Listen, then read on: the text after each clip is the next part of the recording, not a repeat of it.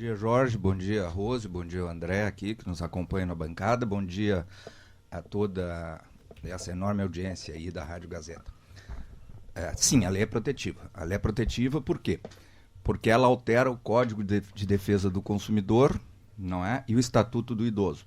Eu sempre digo o seguinte, o Código de Defesa do Consumidor, ele é protetivo já no nome, porque ele não é um código das relações de consumo. Ele vem defender o consumidor e já no nome diz isso. Tá? Código de Defesa do Consumidor. Essa lei acopla, vamos dizer assim, essa questão do superendividamento ao Código de Defesa do Consumidor. Então, 100% protetiva. Não é? 100% protetiva. E se fala em superendividamento? Bom, se eu falo em superendividamento, eu tenho que saber primeiro quem é o superendividado. E a lei me dá um caminho. Ela diz o seguinte, ó. Entende-se por superendividamento a impossibilidade manifesta de o consumidor, pessoa natural, então pessoa jurídica está fora disso aqui, certo. São só pessoas físicas. Tá? De boa fé, isso é importante, pagar a totalidade de suas dívidas de consumo, exigíveis e vincendas, ou seja, aquelas que já se venceram e as que vão se vencer, sem comprometer o seu mínimo existencial, nos termos da regulamentação. Então vamos lá, aí entra aquela história do artigo que tu tinha falado. O que eu coloquei no artigo? Não se aplica de cara. Por quê? Porque está falando que precisa de uma regulamentação. Certo. Essa regulamentação pode ser feita por decreto, tranquilamente, mas precisa regulamentar. Por quê? Porque existem alguns conceitos aqui que não são objetivos. Né? A boa-fé, por exemplo, é um princípio geral de direito. Se aplica a todos os ramos do direito, não só o direito do consumidor. Certo? Mas tem uma outra questão aqui, ó, do mínimo existencial.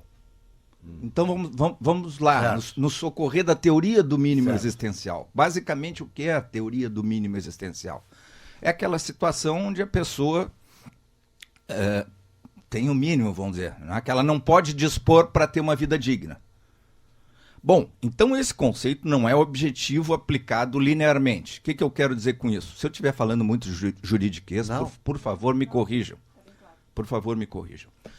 O que eu quero dizer é o seguinte, o mínimo existencial para um jovem de 22 anos, por exemplo, que mora com os pais, é muito menor do que para um sujeito de 65 anos, um chefe de família que precisa de um tratamento médico.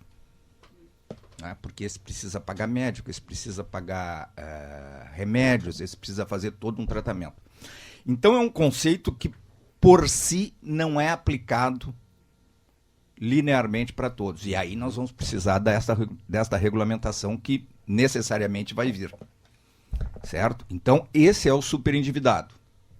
Para que eu defina com clareza quem é o superendividado, quem é o objeto dessa proteção, eu já vou precisar dessa regulamentação. Que venha por decreto, por outra lei, seja como for, mas vou precisar. Até porque a lei fala nos termos da regulamentação. Mas essa lei, essa alteração do Código de Defesa do Consumidor, ela traz muitas questões novas e, de certa forma, interessantes. Essa proteção ao superendividado é uma reclamação antiga, muito antiga, que entidades de proteção do consumidor faziam, dizendo o seguinte, poxa, mas para aí, as empresas quando têm problema têm a possibilidade de recuperação judicial. Quando elas não conseguem pagar suas dívidas, elas têm essa... a antiga concordata, hoje é a recuperação judicial. Mas o consumidor não, a pessoa física não. E aí me lembro de uma juíza aqui, Charqueadas, eu acho que, com certeza o prenome dela é Karen, eu acho que era um sobrenome alemão. Polonês, perdão. E parece, inclusive, que contribuiu para essa lei. Ela já escrevia sobre isso há muito tempo atrás, a dissertação de mestrado dela, de muita qualidade, por sinal, foi sobre isso. Então, vem-se, de certa forma, equiparar ou trazer uma defesa ao consumidor semelhante à que tem as empresas, certo? Então, ela estabelece mudanças ali nos contratos de consumo. Né? Reforça algumas exigências que já tinham e traz algumas situações novas. Quando diz, por exemplo, na publicidade, na divulgação de produtos, não se pode mais dizer que a operação de crédito vai ser feita sem consulta a serviço de proteção de crédito. Isso já é isto já é proibido. Né? E a gente vê muito ainda, né? Negativado. Essa questão de proteção ao crédito, eu quero dizer o seguinte, ó, que ela não protege só o consumidor, aliás, só o lojista, só o comerciante, como possa parecer no primeiro momento. Ela protege também o consumidor. Por quê? Porque se eu tiver o crédito liberado de uma maneira geral, sem alguns limites, vai sair mais caro esse crédito. Evidente. Quando o risco é maior, eu vou pagar mais por ele. Se a pessoa que me deve tem, aliás, que me vende, tem mais garantias de receber, ela vai me cobrar menos. Agora, se ela não tem essa garantia, ela vai cobrar mais de todo mundo. Eu, quando dava aula, eu lecionei 25 anos, eu sempre dizia o seguinte: nós, como nação, como país, temos que superar aquela ideia de que do nada não sai nada. Do nada não sai nada. Ou seja, se uma boa parcela da população, por exemplo, não estiver pagando as suas dívidas, o que vai acontecer? Aquela parcela que está pagando as suas dívidas vai pagar mais. Porque quem vende um produto ou um serviço precisa receber. Com certeza. Doutor Olindo, daqui a pouquinho podemos falar sobre algumas práticas ou condutas consideradas abusivas, né? Até dentro desse aspecto que o senhor há pouco mencionou. Mas antes eu quero saudar, por favor, Rose, para dar um bom dia aos nossos ouvintes. E também até porque a gente sempre ouve falar no SPC, o Serviço de Proteção ao Crédito. E eu gostaria de saber exatamente como é que é esse serviço, como é que ele funciona, como é que vocês entendem que o serviço possa proteger o lojista, mas de qualquer sorte, como disse o doutor Olindo, também o consumidor. Bom dia, Rose. Bom dia, Matias. Bom dia a todos os ouvintes da Rádio Gazeta. Bom dia, Olindo e André, parceirão aqui do CDL de Charqueadas. A gente tem sempre se reunido para conversar, né, André, em relação a essas questões. Eu entendo que o SPC vai ser peça muito... O antigo SPC, né, que hoje é SCPC. PCS, que eles chamam. Certo. Tem outro S aí. Mas, assim, com certeza, como o Olindo bem colocou, a gente precisa dessa informação, né, de dados e tudo, para poder ajudar o lojista e, em segunda mão, o consumidor. Porque sem consumidor não tem lojista, sem lojista não tem consumidor. Claro. Então, acho que as duas partes são muito importantes, né? E a proteção é exatamente isso. Eu acho que quanto mais garantia o lojista tiver, mais tranquilo ele fica para poder expandir seu crédito. Hoje, muitas pessoas não fazem a opção do crediário próprio em função desse medo, dessa insegurança, dessa incerteza, tá? De recebimentos. Podemos ter uma virada de chave com o comércio, com um custo menor, porque hoje cartões de crédito, isso tudo tem um custo para o lojista. Claro. Muitas vezes embutido no negócio ali, mas seria mais fácil, né? Ele passar esse benefício pro consumidor, né? Com segurança. Eu vejo um aspecto bem positivo nessa lei protetiva. Muita coisa ainda para estudar e ver, mas eu vejo exatamente isso. E o SPC sim, né? Porque hoje nós temos lá escritos lojistas que fazem consulta que vendem em crediário, em cheques. Muitos ainda usam o boleto, né, para pagamento, mas a maioria usa cartão de crédito, que tem um custo bem alto, nesse momento muito alto. Até como garantia. Mas paga por isso. Acaba ficando, paga.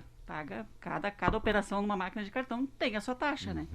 Então, eu acho que é um momento do lojista, do empreendedor, rever bem o custo que ele tem com as coisas e se adequar a um momento novo que de repente vem com a proteção dessas numa lei nova, né? Claro. Muito bem colocada nesse momento.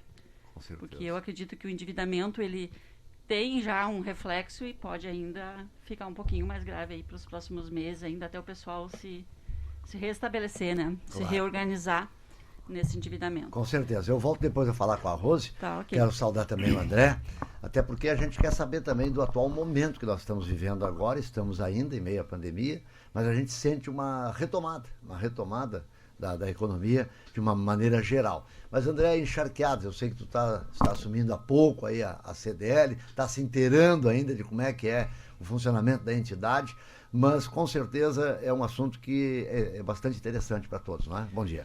Bom dia, Jorge, bom dia aos ouvintes da Gazeta, a Rose, nossa parceira aqui, e o doutor Olindo, né? O assunto é pertinente e muito importante, né? Com certeza a gente ainda vai ter esse processo de regulamentação, né, doutor Olindo?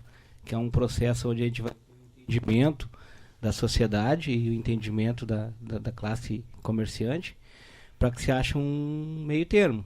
Até porque a população em geral, ela não tem esse entendimento da lei, né? Em alguns casos vai querer ainda adquirir, comprar, e o comerciante, na ânsia de vender ali também, quando vê, vai querer passar por determinados parâmetros ali para poder fazer aquela venda, né?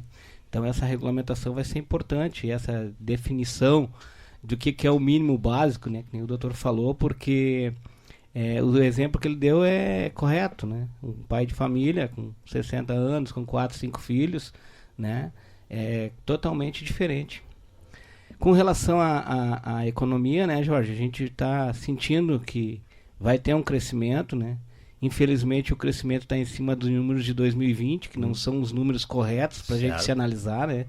Então a gente vai precisar ainda de ver como é que vai se desenvolver essa questão dos Dia dos Pais, agora que se aproximando, né? Para que a gente possa fazer um parâmetro com relação a 2019, para que daí a gente possa ajustar aí. Mas o comércio ele já vem se ajustando, vem se organizando, está espremido, né? Então a gente precisa da retomada, principalmente da indústria, que é a geradora de entrada no comércio, para que a gente possa retomar. Mas as esperanças são positivas. Quanto à CDL, a gente vem trabalhando, né?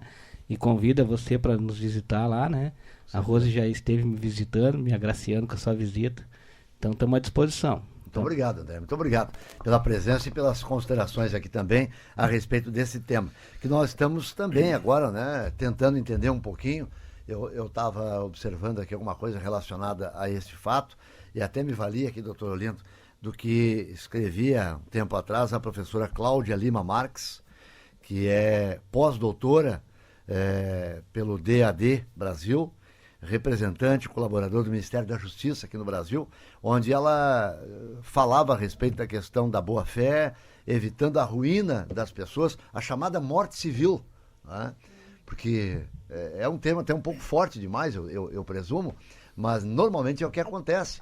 A pessoa começa a pensar, bom, mas então agora eu não posso comprar em lugar mais nenhum, eu não tenho mais saída, eu não tenho mais solução. Até porque ele não deve num lugar só, ele deve em vários lugares. E aí, eu até dizia aqui agora, antes de entrar no ar, a quem eu recorro? A quem eu procuro? Onde é que eu me protejo? Como é que eu busco uma saída para esse meu problema? É uma pergunta recorrente, né? É ou não é, doutor Olindo? A Cláudia Lima Marques é conhecidíssima, né? É uma doutrinadora conhecidíssima na área dos contratos, especialmente na área de defesa do consumidor. A informação que eu tive é de que ela foi uma das pessoas que fez essa lei, né? Olha só. Então, veio bem então o que acontece, né? Eu estava dizendo ali a questão da divulgação. Então tu tens que cuidar ali, tu não pode dizer que é sem consulta. Tu não pode dizer, olha, estou oferecendo crédito para negativado. Isso terminou, né? E também, claro, observar ali o que chama o hipervulnerável, supervulnerável, né? Que a lei fala no idoso, no analfabeto, no doente e tal. Mas eu vou resumir porque a gente passaria aqui a inteira e não tem tempo, né? Na verdade, o que acontece? Como é que funciona isso? Como é a prática disso? O consumidor dito superendividado, né? Vai a juízo, e aí pode ser através de advogado, defensoria pública, seja o que for, né? E pede para que se instaure uma conciliação. Certo? Então, o que acontece? Aí começa um instituto semelhante ao da recuperação judicial, né? Ele diz, olha, os meus credores são esses, eu devo tanto, não estou conseguindo pagar. Essas dívidas eu contraí de boa-fé. E aí vai perguntar, mas como é que o sujeito contraiu dívida de boa-fé e não consegue pagar? Boa-fé e não pagou. Não, mas pode haver, por exemplo, o sujeito tem uma capacidade de pagamento, está cumprindo e sobreveio, por exemplo, uma doença, sobreveio um acidente, sobreveio um problema. Inusitado. Exatamente. Né? Essa é uma das situações assim que me ocorre. Ele vai a juízo e diz, olha, os meus credores são esses, eu não estou conseguindo pagar sem resguardar o mínimo existencial, que aí tem que ser mínimo mesmo, não é? E a maneira como eu posso pagar, e o que a lei fala? Num plano de pagamento aí de até 5 anos. Esse valor é, claro, atualizado, né? A primeira parcela teria uma carência aí de 180 dias. não há, nesse primeiro momento, uma obrigatoriedade, ele tem que cumprir uma série de requisitos para demonstrar isso. Né? E estão excluídos aqui aqueles contratos celebrados dolosamente. O que quer dizer com dolo, com vontade já de não pagar? Eu vou lá no estabelecimento do André e já estou endividado, sei que não posso pagar, vou lá e compro a prazo. Depois vou no da Rosa e compro a prazo. Depois vou no do João e compro a prazo. Do Pedro e depois eu estou super endividado. Não, isso não entra. Não entra porque aí não há boa fé, certo? E também não entra aqueles contratos de crédito com garantia real. O que é garantia real? Real, latim é res. Quando tem um objeto em garantia, quando tem um imóvel, quando Pode tem ser um penhorado, veículo. por exemplo. Hã? Pode ser penhorado, por exemplo. Exatamente. Quando tem algum bem já Algum dado bem em garantia. certo. Financiamento imobiliário também não, porque aí, claro, o próprio bem, né? E crédito rural. Isso não entra. Fora isso, todas as questões do consumo entram. Então, o que acontece? Mas e se o credor não quiser participar disso? Não, o credor tem que participar. Os credores têm que participar. Eles são chamados e, se não quiserem fazer essa primeira fase de conciliação, não é? Vai ser obrigado a cumprir aquilo por uma decisão judicial. E mais do que isso, a lei diz o seguinte, que ele vai ficar para o final da fila. Né? Essas conciliações, a princípio, podem ser feitas através de convênio com o judiciário, com entidades aí de defesa do consumidor, talvez os PROCONs, talvez os próprios SPCs possam se movimentar nesse sentido, e aí eu já lanço uma ideia, né? Já que vai ter que ser feito, vamos tentar fazer da melhor forma possível, não é? Certo. Então, nesse sentido todo, ele lembra a recuperação judicial de empresas. Ou seja, o sujeito vai e diz, olha, eu estou de boa fé, eu não tenho como pagar todas essas dívidas que estão vencidas e ainda as que vão se vencer. Eu posso pagar desta forma, e aí chama os credores todos que concordam ou não. E aí o juiz vai decidir. Se não concordar, o juiz vai decidir como vai pagar, como não vai pagar. Doutor Lindo, neste momento o credor ele sai do registro de negativado quando ele faz o acordo com os seus credores? É uma das questões que está na lei. O que acontece? Vamos lá. Uma situação boa e uma ruim. Ele sai, certo. Ele pode sair, né, do cadastro de negativados, mas ele não pode contrair outras dívidas. Enquanto não terminar, não quitar. Porque aí também não faz sentido. Não libera o crédito para ele. Porque também não faz sentido. Eu estava aqui viajando. Sob pena de, em ele contraindo novas dívidas, anular esse acordo. Não, a questão que eu disse, 5 anos, né, para recuperar um... Aqui eu raciocinando como lojista, certo, né? Perfeito. 5 anos para ele quitar vários credores, normalmente não é um só, quando existe o endividamento. Ele faz esse acordo judicial, começa a cumprir, leva em média 5 anos para ele conseguir estar livre com o crediário dele em dia de novo. Mas, de certa forma, eu acho que tem que existir algumas ferramentas eu vendo aqui como SPC, viu, André? De ajudar esse consumidor a melhorar, não deixar ele acumular tantos, né? Pensei que, sei lá, a gente interferir com alguma coisa para ajudar essa negociação junto ao seu credor, em função de que um prazo de 5 anos para te recuperar o teu cliente vai ser muito longo, né? Pois é isso. A preocupação é que voltasse esse... Eu sempre digo, negociar negativados dentro do teu comércio é muito importante, né? Tu fazer negociações, claro. Mas nem sempre se consegue isso no particular, no privado, assim. A pessoa deve, não está a fim de pagar, não paga. Mas em juízo, né? Isso seria... Uma recuperação em menor tempo. Em menor tempo. Eu acho longo, 5 anos. Até para habilitar o crédito dele de novo. Minha opinião, né? Mas 5 anos é o prazo máximo. Máximo. Eu também acho muito longo. Eu também acho muito longo. longo. Mas isso já está definido ou vai ser regulamentado? Não, já está na lei. Já está na lei. É o prazo máximo. Não há possibilidade de mudar na regulamentação? Não. Não tem como alterar. Agora, há uma mudança aqui. A lei é muito ambiciosa, vamos dizer assim. Ela é muito moderna por um lado e muito ambiciosa também por outro, a meu juízo ambiciosa demais, no sentido de querer mudar uma cultura. Quando ela fala, por exemplo, na corresponsabilidade, vamos chamar assim, de quem concede o crédito. Porque lá pelas tantas ela diz assim, fornecedor ou intermediário deve avaliar de forma responsável as condições de crédito do consumidor, mediante análise das informações disponíveis em bancos de dados de proteção ao crédito. Certo. Poxa, mas o fornecedor, seja ele da indústria, seja ele do comércio, seja ele da prestação de serviço, já tem tanta coisa para se preocupar, já é tão difícil sobreviver uma atividade empresarial nesse país, ainda vai ter que se preocupar com a condição financeira do sujeito que vai lhe comprar, ele ainda vai ser corresponsável por isso. Quer dizer, então é uma mudança cultural aqui que me parece exagerada e injusta. Não é? Mas a lei traz essa possibilidade. O que acontece geralmente? Especialmente se tratando de caso de Brasil, né? Que é onde a gente vive. Sim. É promulgada uma lei, a lei entra em vigor, e a partir daí as decisões dos tribunais vão moldando essas situações, vão ajustando, vamos dizer, essas situações a um procedimento prático. Esse eu acho que por exemplo, 5 anos é difícil. Um pequeno comerciante, né, que vendeu com a expectativa de receber, até porque ele não tem 5 anos para pagar o seu fornecedor, ele tem quando muito aí 30, 60 dias. Ele tem, o funcionário é todo mês, o tributo vem antes.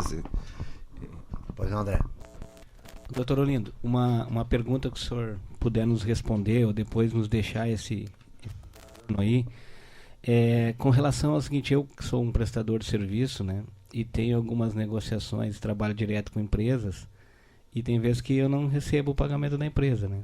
Então ela vai lá a gente vai fazer uma conciliação, vai lá na frente do juiz lá, a empresa parcela lá em 5 anos, com um valor tal, ela paga a entrada da primeira prestação, do parcelamento, e nunca mais me paga, né?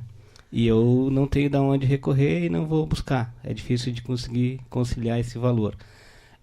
Vai ter alguma coisa para proteger o comerciante, no caso, nessas negociações? Porque a pessoa faz o parcelamento, né? Uma boa parte vai conseguir conciliar ali, vai querer pagar, mas vai ter aquele que vai fazer o aconselhamento, vai sair da dependência, mas ele vai no comércio e vai comprar com dinheiro. E não tem uma forma de a gente buscar essa consulta dele pelo CPF, por algum lugar que ele vai estar comprando outros valores em dinheiro e está deixando de pagar a dívida? Vamos lá, a tua pergunta parece simples, mas é complexa. Em primeiro lugar, né, se a empresa, alguma empresa, pessoa jurídica, ficar te devendo, não entra nisso aqui, porque é só pessoa física, né? Eu só usei o exemplo, tá? Eu sei, não, só para esclarecer, porque... Bom, mas o que acontece? Nós estamos falando aqui de superendividados. O dado que eu tenho, eu procurei, eu achei exagerado também, é de 30 milhões de pessoas no país. Então nós temos que estão nessa condição de superendividados. Eu acho exagerado esse dado, eu vou revisar isso, né? Porque penso que não pode ser, se nós temos aí 210 milhões de pessoas, não pode ter 30 superendividados. Talvez 30 negativados, mas não superendividados. O que acontece? Então essa é uma situação que já existe. Agora, a gente também não pode fechar os olhos para a realidade, né? Eu conheço, e vocês conhecem mais do que eu, aquela situação do sujeito que está negativado, vai e compra o nome do vizinho, do filho, do pai, da avó, do tio, do cachorro, sei lá de quem. Seria para corrigir, vamos dizer, de certa forma, essas situações. Para dar, vamos dizer, uma possibilidade de ele colocar em dia os seus débitos. Agora, ela mexe numa questão cultural que é muito forte. Qual é? Restringir o consumo do superendividado também. Quer dizer, ele não pode, à medida que ele faça isso, ele continuar consumindo, pode, desde que pague à vista, vamos dizer assim, né? Dentro daquele mínimo existencial que sobrou para ele, então já fica difícil, mas ele não pode seguir contraindo dívidas em nome dele. Não tenha dúvida, né, André? A gente não é ingênuo e não nasceu ontem. Não tenha dúvida que muitos dos superendividados não vão aderir a essa possibilidade para continuar comprando o nome do pai, da mãe, do tio, do primo, do vizinho, da sogra, sei lá de quem. Mas é uma situação nova. Eu acho que o maior problema desta lei, vamos dizer assim, os dois grandes problemas, esse prazo de 5 anos muito exagerado, não é? Nós estamos falando de relação de consumo aí, é muito exagerado, e essa questão de mudança cultural, mudar uma cultura em função da lei, É algo difícil e algo que demora muito. Não existe isso nos outros países, mas no Brasil isso tem sido feito com sucesso. Por incrível que pareça, isso tem sido feito com sucesso. O próprio Código de Defesa do Consumidor é um exemplo. Quando se fez a Constituição de 88, em determinado dispositivo lá se disse que deveria fazer uma legislação protetiva do consumidor. Em 120 dias, se não me falha a memória, 120 ou 180. Demorou 3 anos. 2 anos, aliás. O que é muito pouco em direito. 2 anos em direito é nada. Então, há essa questão dessa mudança cultural em função da lei. As mudanças culturais que esta lei do superendividamento propõe, eu acho que são muito exageradas e que têm que ser vistas com muito cuidado. Certo. Doutor, com relação às práticas ou condutas consideradas abusivas, que eu me referi anteriormente, que eu julgo seja importante a gente clarear um pouco mais, até porque às vezes a pessoa tem a inviabilidade do pagamento, pela questão dos juros, das taxas, que são altíssimas e que coloca ele numa condição de repente dizer, eu não tenho como pagar isso, eu não tenho como sair desse poço. A lei vai proteger, vai estabelecer uma relação um pouco mais direta em relação a esse tema? Vamos lá, né? Vamos fazer uma associação de novo com a lei da recuperação judicial. Esse plano para o superendividado, basicamente, claro que, né, mas num grosso modo é o seguinte, é mais prazo, possivelmente com redução de valor. Perfeito. Com deságio ou redução de juros. Basicamente é isso. Prazo com redução. Cada um cede um pouco para tentar recuperar, vamos dizer, o superendividado, o consumidor, para tentar recuperar o seu crédito e honrar suas dívidas, né, e o credor para tentar pegar alguma coisa de onde ele não pegaria nada. Essa é a realidade. Não necessariamente em juízo. Isso pode ser feito, como o senhor disse, via entidade. Pode ser via Procon, entidade. CDL, pode, SPC. desde que tenha um convênio aí com o judiciário, né? Olha, faz aí um acordo, esse acordo tem que ser amplo, né? Isso pode ser, esse acordo é homologado em juízo. Certo. E aí se aplica essa situação. Mas basicamente, né, é preciso que se diga isso, porque não adianta nós teorizarmos aqui de uma maneira completamente fora da realidade. Basicamente, o que o superendividado vai buscar é prazo e redução. Assim como as empresas, quando estão em recuperação judicial, vão a juízo buscar prazo e redução. Perfeito. É isso. E a partir daí, alguns ajustes. Claro que tem situações novas, como eu disse, né? Que entra na formação do contrato, na divulgação do produto, ou seja, tu não pode dizer que está oferecendo crédito para negativado, estabelece essa corresponsabilidade do fornecedor, do comerciante, do industrial, enfim, tem uma série de questões culturais, mas basicamente a essência é essa que eu te falei.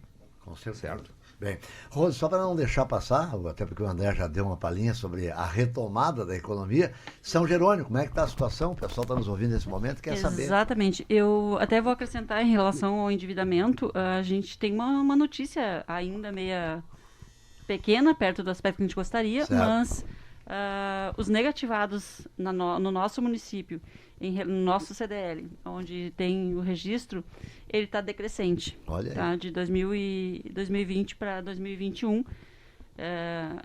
Assim, tímido ainda, mas decresceu o número de registros para negativados. Certo. O que tu acha a que se atribui isso? Eu acho que as pessoas frearam mesmo para manter o mínimo de crédito que precisa. Eu acho que as pessoas já estão aprendendo a olhar para suas dívidas, se organizar financeiramente para manter. Certo. Porque já podemos hoje, dizer que isso é agir de boa fé, né? Isso é agir de boa É tentar fé. recuperar o seu crédito. E eu acredito que, assim como o credor, assim como o lojista, assim como o comerciante, ele não é ninguém sem o crédito dele, o nome dele na praça, né, o crédito no banco. Eu acho que o consumidor também tem que reeducar isso nele, porque tu vai adquirir através de crédito, né? Tu quer um carro? Não vai comprar à vista, tu vai comprar financiado. Claro. Tu vai comprar um imóvel, tu vai comprar um móvel para dentro de casa, tu vai comprar tu precisa de crediário hoje, porque o valor, né, os salários, todo mundo sofreu um decréscimo aí nesse ano. Então, mesmo quem trabalha em empresas está segurando porque não sabe. Claro. Eu acho que essa instabilidade de ter o salário garantido, deixou as pessoas com um pouco de medo de se endividarem. E já está vindo esse reflexo, eu espero que isso continue melhorando, tá? Em termos de venda, é isso que eu estava falando. O André falou, eu acho que existe um crescimento bem importante, apesar que a gente está com esses dados em cima de 2020, que foi muito fraco, mas já tem mais de 14% de crescimento em relação a esse período desse ano ao do ano passado. E de abril para cá, por nós termos um inverno aqui bem rigoroso, acho que deu mais uma aquecida. Claro. 4,6% por aí de crescimento nas vendas de abril para cá em relação ao ano passado. Certamente produtos do ano passado estão sendo vendidos agora, né? Muitos, porque é o que eu falei. As pessoas estão com seus estoques mais apertados, mais controlados, e tudo isso vai gerar economia, porque a pessoa não se endivida, ela consegue comprar de novo. Isso vai gerando economia, mas é passo lento, né? Em relação ao que tínhamos antes, a gente tem uma média aí, eu tenho conversado com alguns lojistas que eles estão, antes da pandemia, eles estão atuando em torno de 50% que eles atuavam.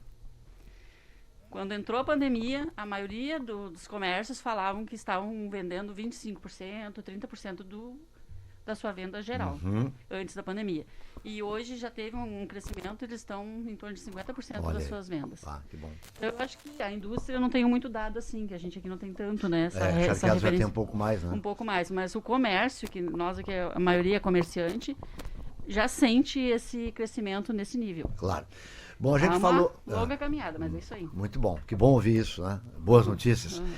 A gente falou antes sobre negociações que podem ser feitas, como o doutor Olindo citou, via judiciário, PROCON, CDL, enfim, entidades, mas não vamos descartar a negociação direta que pode haver entre o lojista, o empresário, a gente sempre na CDL, a gente sempre defendeu isso, né, ali nas palestras, ali mesmo deu palestra lá sobre doutor Olindo, acho que não podemos direito esquecer do consumidor e essas coisas assim. A gente sempre pensou que, até anotei aqui para nós trabalharmos num plano de cuidar também desse crediário. Eu acho que é uma coisa que a gente pode fazer.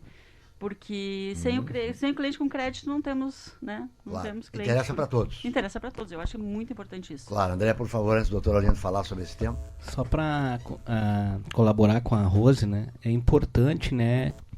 A questão do associativismo, né? Então, é importante que as empresas do município de Charqueadas, de São Jerônimo, né? Elas se agreguem ao CDL, ao SPC, para que a gente possa contribuir, ser mais forte, né? Para contribuir, para trabalhar no sentido de assessorar essas empresas. Porque sem elas estarem vinculadas... Perfeito.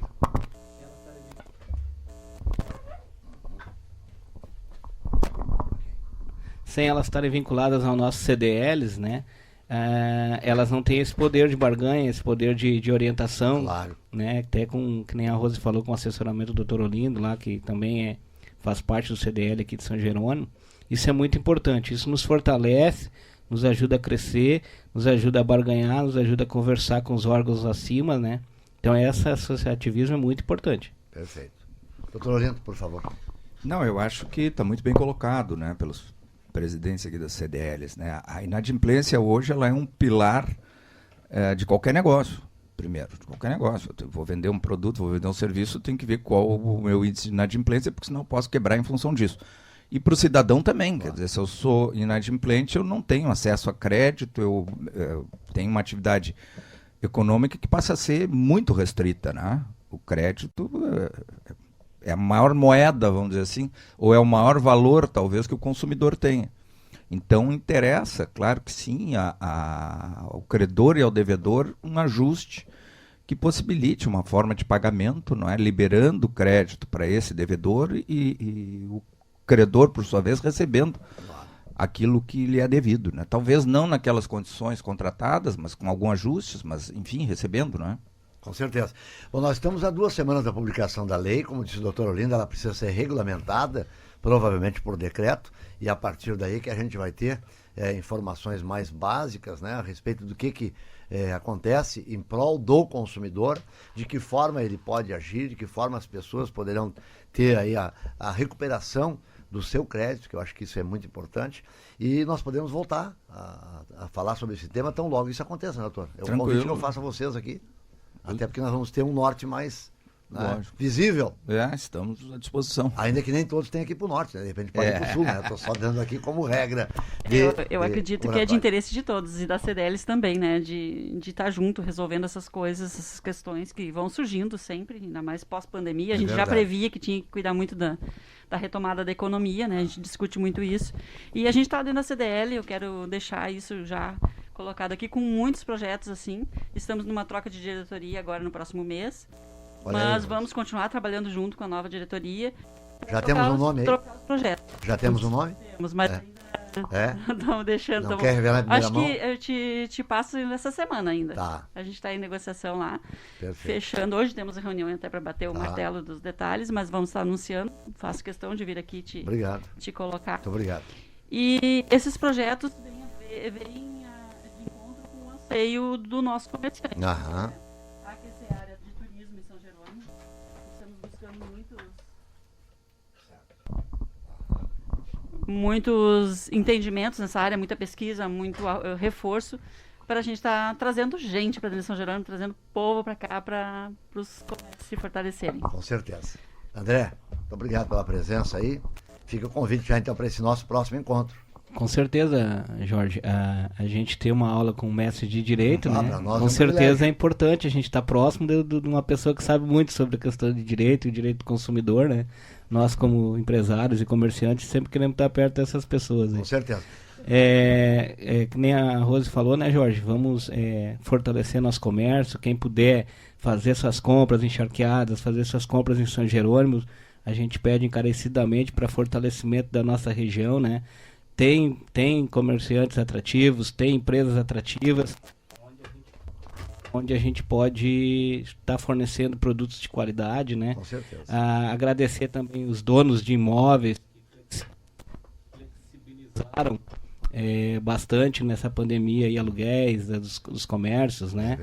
Deram uma segurada, tem alguns até que não cobraram dos comerciantes, para que agora nesse momento de retomada a gente possa fortalecer e retribuí-los também. Muito bom. Né?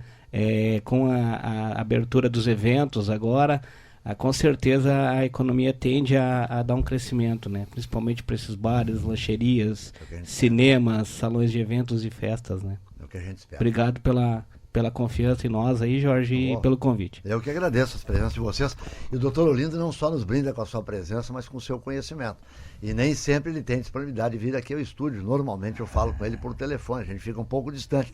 Mas ele estando próximo aqui fica melhor, porque aí a gente, né, tem a possibilidade de, muitas vezes, anotar alguma coisa, colocar uma situação um pouco mais próxima para ele, para a gente poder esclarecer para quem está lá do outro lado. Esse é o nosso verdadeiro propósito. Doutor Olindo, muito obrigado pela sua contribuição. Eu que agradeço, Jorge, agradeço as palavras do André, da Rose, né? Na verdade, estamos todos sempre aprendendo uns com os outros, né? Trocando experiências, trocando conhecimentos, e a partir daí a gente vai evoluindo. Estou à disposição, fazia tempo que não vim aqui, realmente, verdade, né? Verdade. Mas estou sempre à disposição de vocês, tanto do pessoal da Gazeta quanto do pessoal do CDL. Né? No que eu puder auxiliar, estou sempre à disposição. Muito obrigado. Obrigado.